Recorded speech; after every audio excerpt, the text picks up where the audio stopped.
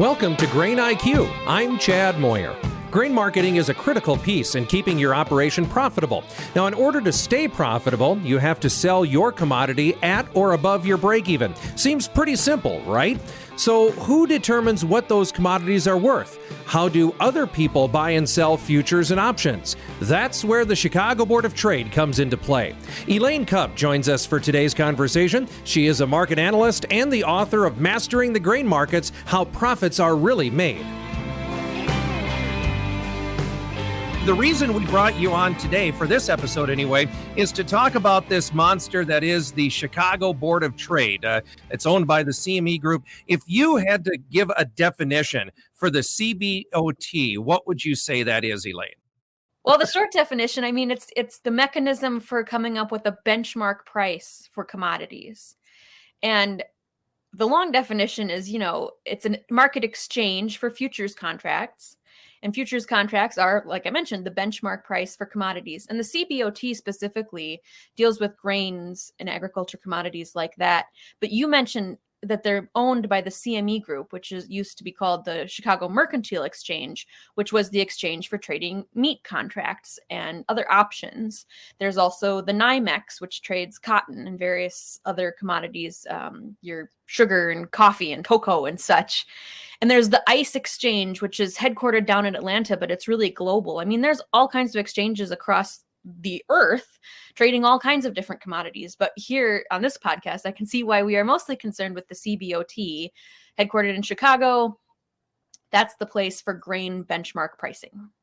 And we should mention, too, that there are other agencies, other trading platforms in other areas around the world that do the same thing. They have the same purpose of trading grain futures contracts, right? Yeah, and it's particularly notable and relevant to the wheat market. So wheat, as you know, is grown everywhere across the earth. So it's really interesting. That's the one that I think of, or the most common one that I would look at as a market analyst, is the Paris milling wheat futures contract. So there is a benchmark price for wheat that's grown in Europe, and we can directly compare that to these prices of wheat that are traded in Chicago. The typical Chicago wheat futures contract, that's representing soft red winter wheat, the kind of stuff that's grown more in the Eastern Corn Belt. They also now have bought the Kansas City Board of Trade. The KCBOT is now owned by the CBOT or the CME. So that is also where you trade the Kansas City hard red milling wheat futures contract, which represents more of that hard red wheat, that winter wheat that's grown in Kansas and Nebraska and the High Plains.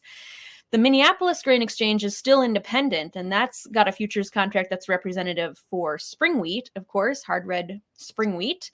There are some varieties of wheat that aren't traded by futures at all, but you're absolutely right to point out that we can sort of look at how the prices at these various locations compare to one another on any day to the next, and that kind of keeps each other honest.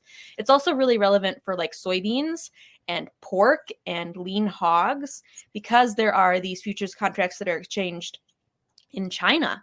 So the Chinese futures contracts, you can directly see whether the price of soybean oil in China is staying neck and neck with the price of soybean oil in the United States. And if one gets too high and the other is too low, somebody will sell the high one, buy the low one, and bring them back into relationship with each other. Elaine said another important thing to note is that some of these grain exchanges are not just in high producing areas, but also in high use areas. A lot of those Chinese contracts are exactly that case. China grows a lot of its own grain. Obviously, it's its own corn, its own soybeans, produces its own soybean meal, produces its own pork and hogs. But they're also looking at that benchmark price as a buyer, as an importer of those commodities. Let's kind of come back to what's most relevant for us here in the middle part of America anyway, and that is the CBOT, the Chicago Board of Trade. Who are the players in the Chicago Board of Trade? Who makes up the CBOT? Well, everybody. So I guess it'd be nice to have a report from every week. The Commodity Futures Trading Commission, so the regulatory agency for futures trading in the United States, they put out a report that shows who is holding what proportion of these contracts that are traded. And for corn and soybeans, invariably, the biggest part of the market is bona fide hedgers. So that is farmers and elevators and grain trading companies and grain shipping companies, people who are putting on a hedge to lock in a price for entire train loads of grain or entire ocean shipping vessel loads of grain that they're shipping across the ocean. those are the ones that are making up the vast majority of the volume of trading that happens in these futures contracts. Something like 60% of the soybean futures market, for instance, is typically bona fide hedgers or commercial trading activity. But there are also what we call speculators. So people who are just trading in these contracts. So these are just financial contracts. They're not necessarily going to receive physical grain for them. But these speculators, this could be hedge funds, it could be index funds, it could be just people who are retail traders who are trying to make a buck because they have an opinion about what the price of corn or the price of soybeans may do from one day to the next. That's also a segment of the market. Those index funds that I mentioned, those are a segment of the market. Some people that just trade spreads, that's a separate segment of the market. But as far as who's in it, it's mostly bona fide hedgers. And we don't always feel that way. I mean, I think the markets tend to blame the speculators for driving up or driving down prices or making things too volatile. And that can definitely be the case for some of the other commodity markets, especially like feeder cattle, because it's a smaller market. But for the grain, honestly, the speculators have some influence, but they're not the biggest influence. So what is your opinion? Why is it important to have a variety of different people that are involved in the market at any given time? Well, we can go back to the original purpose of these. Like what is the purpose of a futures market? Way back when, before we did this podcast, I went and looked at the history so that I had my details right. And it looks like the CBOT started trading grain futures contracts in the 1800s. The original purpose of that, actually, let's go way farther back than that. Let's think of like Egypt. When the pharaoh or whoever put a price on grain, the purpose was to motivate production. Egyptian farmers in the way back in the prehistory of times when they were building the pyramids, nobody wants to go and put that risk of buying all the seed and buying the fertilizer and putting in all of that effort if you don't know that you're going to have a profitable price for it. So when Pharaoh set a set price for the grain, that was an innovation. That was a human society innovation because it made grain production more reliable. The next step, let's say, was like feudal Japan in the 1500s. That's when they started coming up with the idea of contracts that would represent like a piece of paper that would represent a basket of grain somewhere in a warehouse. That, again, was an innovation for human society because it allowed the feudal lords to trade representative pieces of paper and trade grain in that way. So in the United States, we started doing something similar in the CBOT in the 1800s. That's the purpose of it, is it allows people to trade not physical grain. You don't have to actually put the grain on a train and get it to Chicago. You can just trade this piece of paper that's a financial contract that represents the value of that grain at a certain point in time. And that's why we do it.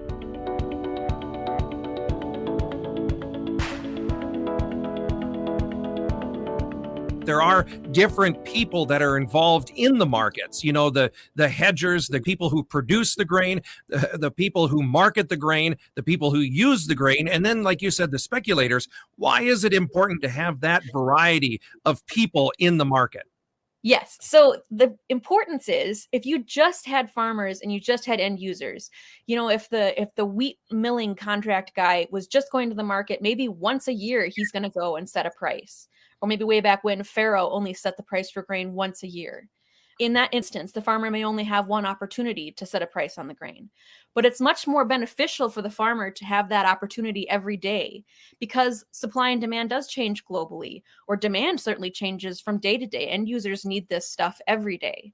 So to have more people participating in the markets gives you more opportunities to set prices day by day, minute by minute, millisecond by millisecond these days, right? Having more people participating, the end users and the speculators too, they add volume and they add liquidity to the markets. That's why it's important to have all of the different people because it gives more opportunities for the markets to set the price. Price discovery is finding the point where supply and demand meet, therefore setting a spot price. Elaine says the more people involved in price discovery, the better. I mean, it's sort of a philosophical question of whether grain markets are efficient or not. And efficiency in a market would mean that they actually do reflect all of the known information about what's going on in the supply and demand. I think they generally are, but you think of a day like today. So we're recording this on February 9th, 2022, and that's a day when the USDA is releasing one of their monthly rounds of supply and demand estimates. So that's new information coming into the market, and having that opportunity for everybody in the market to see that new information, to digest these opinions and projections from the economists at the USDA, that's an opportunity for the market to go in and see a change and set a new price.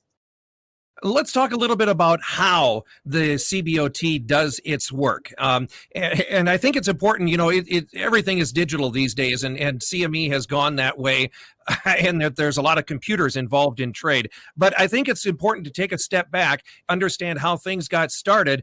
Back when things got started, it was people around a pit, right? They were squawking back and forth, and there was actually a circle where this used to take place, right?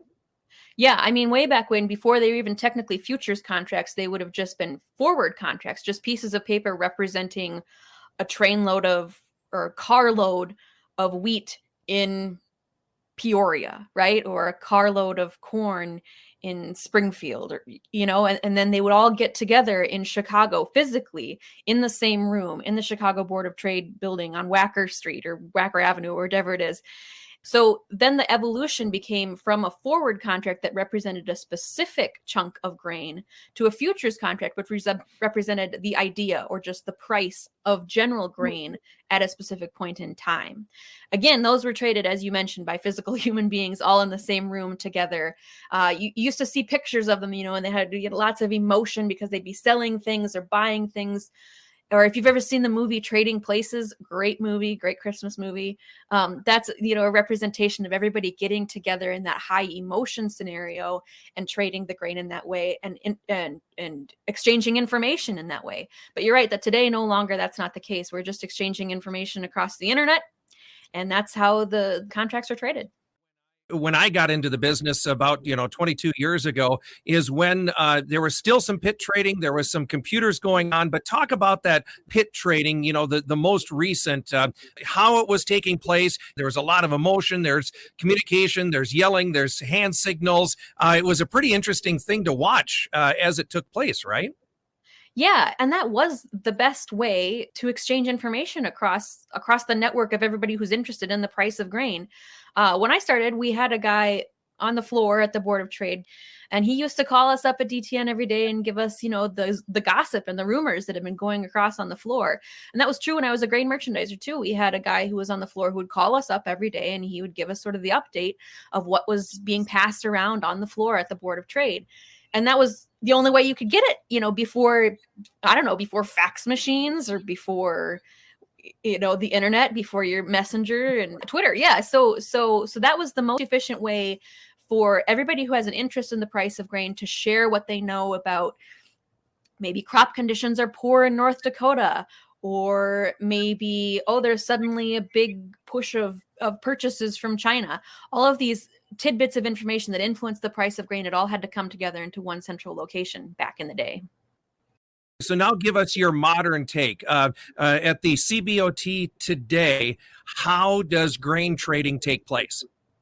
I think you just push a button on a computer and so they have a big server that takes in information from everybody who wants to trade. They take in information, everybody who submits an order to buy a futures contract or a futures option, or everybody who wants to sell a futures contract at a certain price at a certain time, and they match those orders together in a computerized process. Now, instantaneously, these contracts are traded with a computer, but Elaine says people have pointed out the downside of that technology.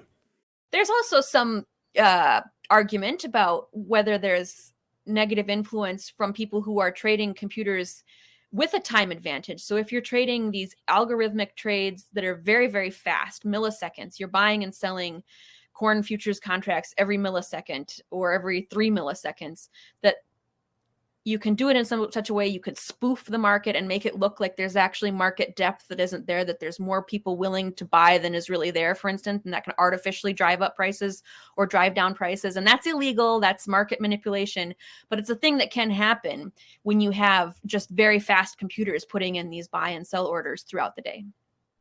Yeah. And like you said, it's kind of a blind transaction that happens because it's a computer that's bringing buyer and seller together. But, and I know people are concerned about that, but should you be concerned about it? Does it matter? Or is the exchange doing its job? Is it doing price discovery even in kind of that blind way of doing things?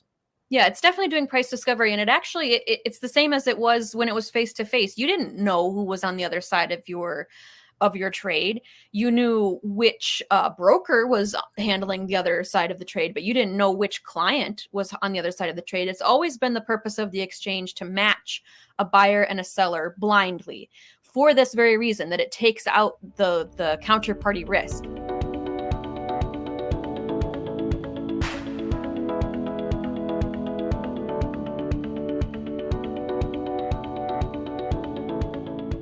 Is the CBOT something that a Nebraska farmer or an Iowa farmer, can they be a part of it? Can they just go and actively participate in activities on the Chicago Board of Trade? Yeah, absolutely. I mean, you have to open a brokerage account. There's lots of people who would open that up for you and give you access to do your own electronic trading. So you can sit at your own computer screen and click buttons and buy and sell as much as you want, or preferably as little as you want, because each one of those buying and selling transactions will have trading fees and commission fees associated. So yeah, there's benefits to being a little bit parsimonious with your trading activity, but absolutely an individual bona fide hedger or an individual retail speculator can absolutely have direct access to these trading. There is one more step before you can trade. Elaine says you have to go through a broker who is licensed to actively trade in that space. They don't want people participating in these markets that aren't prepared or in a financial position to be able to pay their margin calls. So there are regulations to make sure that people are screened and are participating in a way that's not going to make everybody else go bankrupt, hopefully. Just kind of your final thoughts about, how the CBOT operates, its purpose, and, why it is so important to agriculture to have this mechanism continue to operate. Well, the fundamental purpose is to give a benchmark. If you were just trading, if every farmer in Nebraska was only just trading with every elevator in Nebraska, and every farmer in Pennsylvania was only trading with every elevator in Pennsylvania, there could be big discrepancies. I mean, the prices could be very different from one state to the next or one country to the next. There wouldn't be a global benchmark, and it might not be fair. I mean, there would be big inefficiencies that someone could exploit. So by having a single global benchmark price, and then we base all of our local prices off of that benchmark, and we call that the basis, obviously. But by having a benchmark price, there is global fairness in the grain markets. All right, very good. Elaine, it's good to have you on with us on this episode. Thank you very much. Appreciate it. You bet. Thanks, Chad. Elaine Kub is a market analyst and the author of Mastering the Grain Markets, How Profits Are Really Made. Thanks for joining us on today's Grain IQ. I'm Chad Moyer. Grain IQ is a production of the Nebraska Rural Radio Association with support from the Nebraska Soybean Board. It is brought to you in part by Nebraska soybean farmers and their checkoff. Grain IQ is hosted by Chad Moyer and produced by Rebel Saklocha. It is written and edited by Alex Wojcicki. Our project manager is Bryce Duskett. You can listen to Grain IQ on Spotify, Apple Podcasts, or online at ruralradionetwork.com.